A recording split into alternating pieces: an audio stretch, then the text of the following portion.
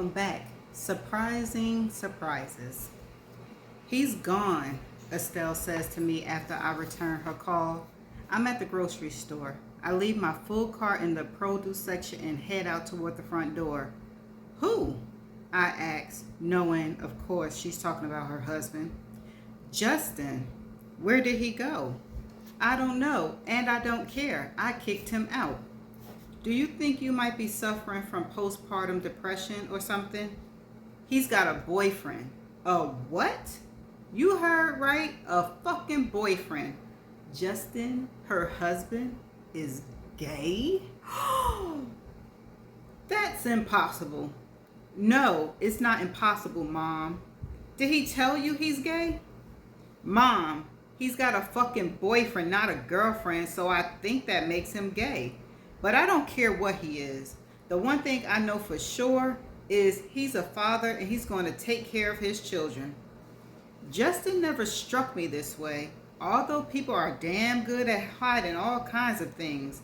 But why wait until she had another baby to come out of the damn closet? Are you sure you're okay, Stell? I think I need to come over there. No, don't come over here, please. Where is Justin right now? At the emergency room. The emergency room? What happened?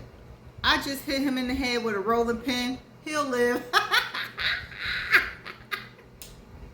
Yeah, she cray.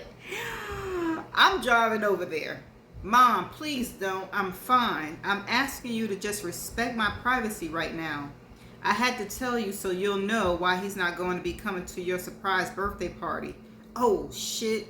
Now it's not a surprise. I'm sorry. I'm already aware of it. You know black folks can't keep a secret.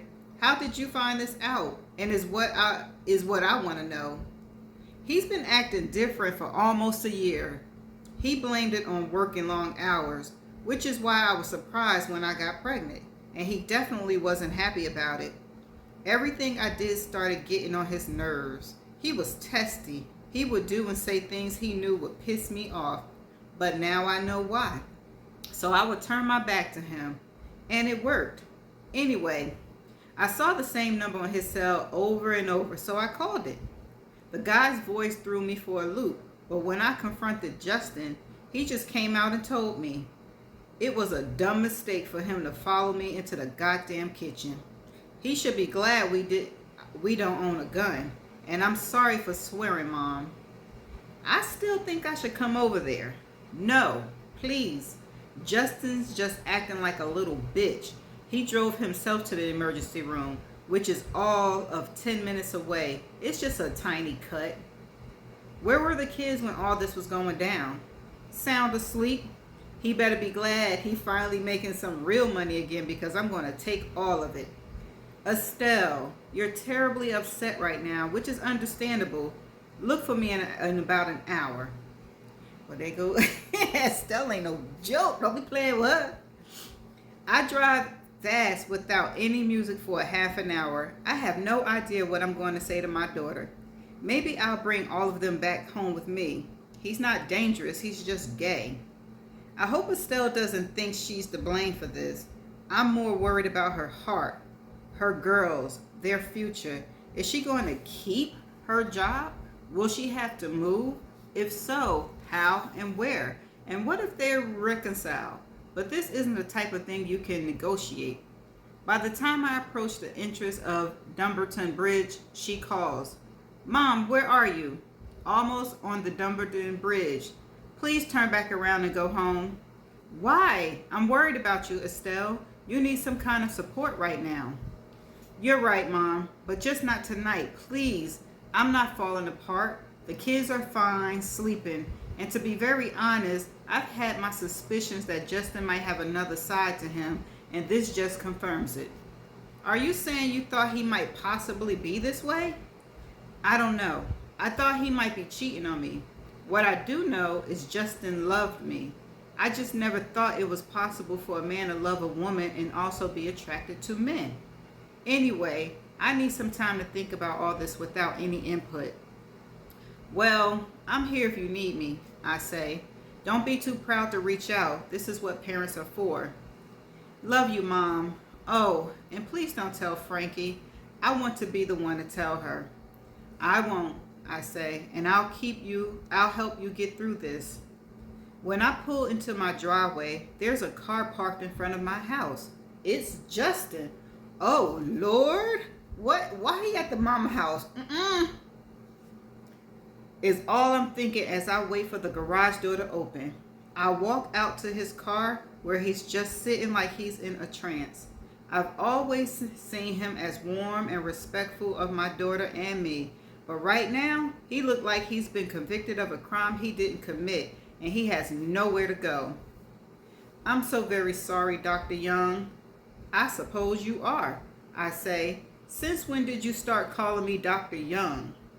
He wipes his eyes with both hands. I see a small railroad track on the side of his head, dry red. I wish I could still call you Mom, but I know that's over. I didn't do this to hurt Estelle. I swear I didn't. I just want you to understand that. I don't think you did anything, Justin. It's just really unfortunate that your timing is extremely bad. Why'd you come all the way over here? Because I know Estelle hates me right now, and I need to tell someone who knows her that I didn't do this on purpose. Do you want to come in? No, I don't think that would be healthy, and I didn't drive over here to try to get you to feel sorry for me. I don't. I'm more concerned about my daughter and your children's well-being, but I can say I don't know what it's like to live a lie. First, you have to admit to yourself that you're lying. Well, my husband did a good job of it, and he's not gay. And I start laughing. He wants to, but he just can't go that far right now. I hope you didn't jeopardize my daughter's health. Just tell me that. That's a good question. I feel myself cutting my eyes at him, and I'm prepared to split that railroad track in half if he gives me the wrong answer. I would not, and I did not. So what now? I don't know. I just hope she lets me see my daughters. She will. Don't worry about that. But I'm sure she's going to have to get used to all of this, Justin, so bear with her. I know, and the worst part of it is I so want to comfort her even though I'm the cause of her pain. How sick is that? I get it, but let me ask you this. Are you going to be living with this boyfriend? He turns his head away and looks down, shakes it no. Why not? Because I can't. Don't tell me he's married too. He shakes his head no. So this means he must be in a relationship then, right? He nods. A live-in situation? He nods again. I would really like to kick his ass right now. How dumb can you be?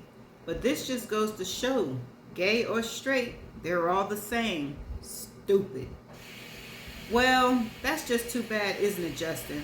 So where are you going to go? Probably a Holiday Inn or something until I can figure out how Estelle wants to deal with all of this. I'm so sorry. And I believe him. I bend down and give him a hug. The hug I wanted to give my daughter, but I know he needs one too. Whoa. I don't tell Estelle that Justin came over here. I want to tell Frankie, but I have to respect Estelle's wishes. I do tell Wanda, who says she'd like to shoot him, but then she takes it back. I check in with both daughters on an almost daily basis until they tell me to relax, that they have their lives under control, and I should carry on with my own. Estelle tells me Justin found an apartment and she's already filed for divorce, that she and the kids will continue to live in the house and Justin will, of course, sorry y'all, that was a gnat. Justin will, of course, continue to pay the mortgage, child care, and provide her with whatever monthly support the court tells him to, plus whatever will make her and the girls live comfortable. He'll have visitation rights and promise not to subject them to anything he feels a need to explain until they're old enough to understand. Okay, I hope you respect that. During the remaining 3 weeks left of not going to work, which I could definitely get used to, I feel like I'm possessed. I spend most of my waking hours in the garage. I paint, I glue, I sand, I make decisions. I love that I have choices, options, cracked glass or sand. gravel or tiny seashells, mosaic tiles or green grapes, marbles or safety pins, glass paint or metallic, satin finish or flat. No one is more surprised than I am when I look out the only window and see daylight. This is what I hoped for. I paint the original stool first. First, flat black, and then glued pennies all over it and sprayed it with clear satin finish. No one will ever be able to sit on it, of course, but it will certainly provide some sort of interest for a dull corner.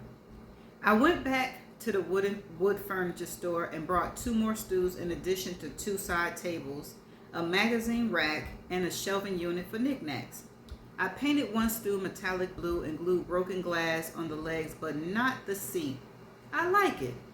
It's 10 o'clock at night, and Naomi, who's on the long road to recovery, scares the hell out of me when she crawls under the garage door and just stands there with her hands on her denim hips and yells, "What the hell are you on?